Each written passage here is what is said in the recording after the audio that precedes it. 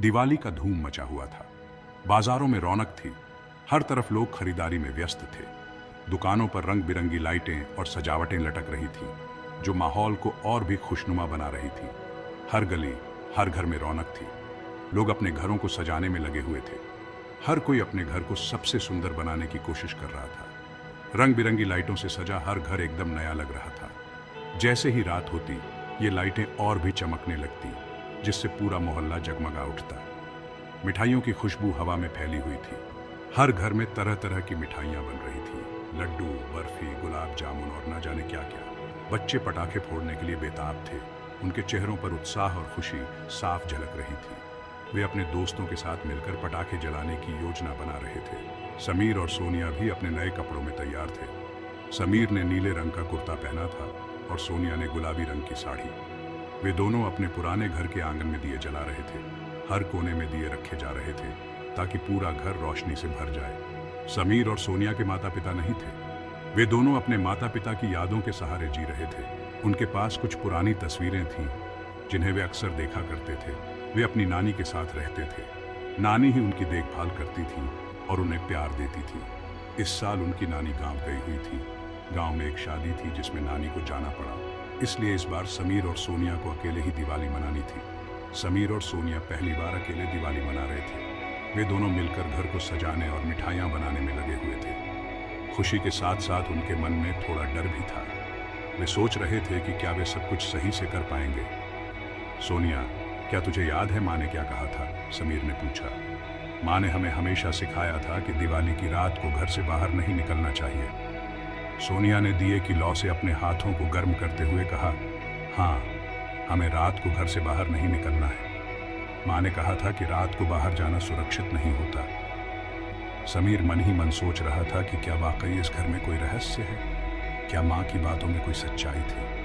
वह सोच में डूबा हुआ था।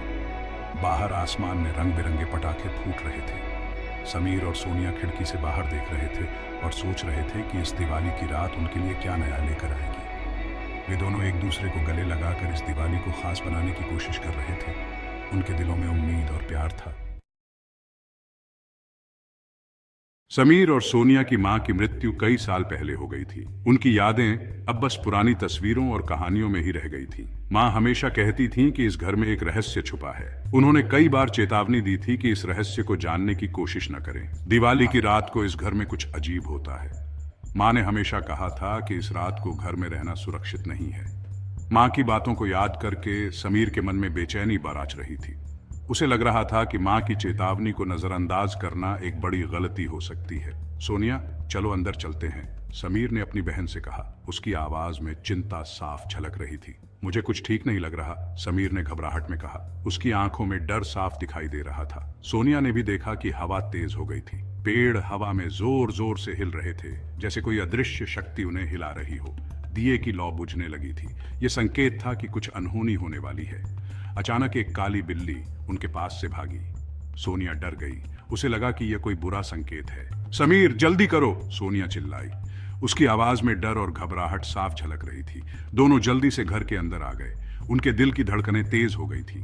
समीर ने दरवाजा बंद कर दिया।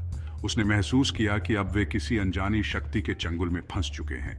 घर के अंदर सन्नाटा छाया हुआ था। हर कोने में एक अजीब सी खामोशी थी, जैसे कोई छुपकर उन्हें देख रहा हो। दीवारों पर लगे पर्दे हवा से हिल रहे थे।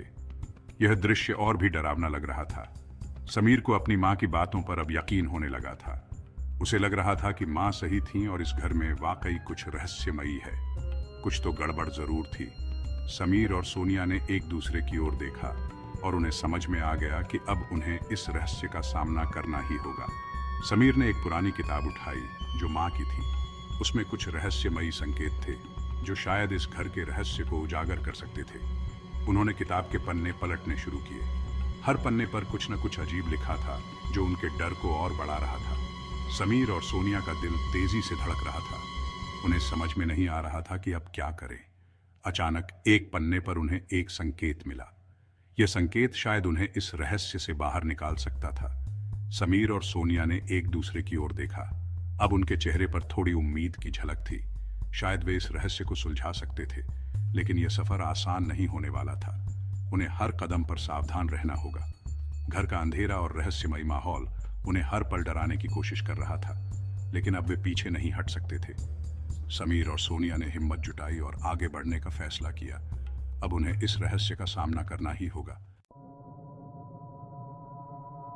समीर और सोनिया डरते हुए अपने कमरे में चले गए। उनके चेहरे पर चिंता और भय साफ झलक रहा था। कमरे में घुसते ही उन्होंने दरवाजे को बंद कर दिया और खिड़कियों को भी मजबूती से बंद कर दिया। समीर ने खिड़की बंद की और पर्दे खींच दिए ताकि बाहर की कोई भी चीज अंदर ना आ सके, और दरवाजे पर कुंडी लगा दी। उन्होंने सुनिश्चित किया कि कोई भी बाहर से अंदर ना आ सके। दोनों बिस्तर पर बैठ गए। उनके दिल की धड़कनें तेज हो रही थीं और वे एक दूसरे की ओर देख रहे थे, जैसे कि कोई अनहोनी होने वाली हो। सोनिया की नजर दीवार पर लगे पुराने फोटो फ्रेम पर पड़ी। वह फोटो फ्रेम हमेशा से वहां था, लेकिन आज उसे कुछ अलग सा महसूस हो रहा था। फोटो में उनके दादाजी थे। यह वही फोटो था जिसे देखकर वह हमेशा मुस्कुराती थी, लेकिन आज कुछ अजीब था। दादाजी के चेहरे पर एक अजीब सी मुस्कान थी। वह मुस्कान जो पहले कभी नहीं देखी थी, जैसे कि वह कुछ कहना चाह रहे हो। समीर, देखो तो दादाजी हंस रहे हैं, सोनिया ने धीरे से कहा। उसकी आवाज में डर और हैरानी थी। समीर ने फोटो की तरफ देखा। उसे भी दादाजी की मुस्कान अजीब लगी। वह समझ नहीं पा रहा था कि यह सब क्या हो रहा है। उसे भी दादाजी की मुस्कान अजीब लगी। वह सोच में पड़ गया कि क्या यह उसकी कल्पना है या वास्तव में कुछ गड़बड़ है। अचानक फोटो फ्रेम नीचे गिर गया और शीशा टूट गया। यह आवाज इतनी तेज थी कि दोनों चौंक गए। समीर और सोनिया डर के मारे चिल्ला पड़े। उनके दिल की धड़कनें और तेज हो गईं और वे समझ नहीं पा रहे थे कि क्या करें। यह क्या हुआ? सोनिया कांपती आवाज में बोली। उसकी आवाज में डर और चिंता साफ झलक रही थी। समीर ने हिम्मत करके उठा और फोटो फ्रेम उठाया। उसके हाथ कांप रहे थे, लेकिन उसने खुद को संभाला। फोटो में से दादाजी गायब थे। यह देखकर समीर और सोनिया दोनों हैरान रह गए। सोनिया, मुझे डर लग रहा है, समीर ने कहा। उसकी आवाज में डर और चिंता साफ झलक रही थी। सोनिया ने समीर का हाथ पकड़ लिया। वह भी बहुत डरी हुई थी और उसे समझ नहीं आ रहा था कि क्या हो रहा है। दोनों ने एक दूसरे की ओर देखा और सोचने लगे कि अब क्या करें। क्या यह सब उनकी कल्पना थी या वास्तव में कुछ भूतिया साया उनके आसपास था? अचानक कमरे में अंधेरा छा गया। समीर और सोनिया एक दूसरे से लिपट गए। उन्हें अपने आसपास किसी की मौजूदगी महसूस हो रही थी। एक भयानक गंध से पूरा कमरा भर गया। कौन है वहां? समीर ने डरते हुए पूछा। कोई जवाब नहीं आया। तभी उन्हें एक भयानक आवाज सुनाई दी। दिवाली मुबारक! सामने एक भयानक प्राणी खड़ा था। उसकी आंखें लाल थीं और मुंह से आग निकल रही थी। उसके हाथों में एक खून से सना हुआ त्रिशूल था। सोनिया डर के मारे बेहोश होने लगी। तुम कौन हो? समीर ने पूछा। मैं हूं इस घर का रक्षक, राक्षस ने कहा। समीर समझ गया कि यह वही राक्षस है जिसके बारे में उसकी मां चेतावनी देती थी। राक्षस समीर और बेहोश पड़ी सोनिया के पास आया। समीर को अपनी बहन की चिंता हो रही थी। तुम्हें क्या चाहिए? समीर ने पूछा। मुझे तुम्हारी जिंदगी चाहिए, राक्षस ने कहा। समीर के होश उड़ गए। उसने राक्षस से लड़ने की सोची। उसने पास पड़े एक लकड़ी के टुकड़े को उठाया और राक्षस पर वार कर दिया। राक्षस जोर से हंसा। तुम मुझे नहीं हरा सकते, राक्षस ने कहा। राक्षस ने समीर को धक्का दे दिया। समीर दीवार से जा टकराया। उसे बहुत चोट लगी। सोनिया धीरे धीरे होश में आ रही थी। उसने देखा कि राक्षस समीर पर हमला करने वाला है।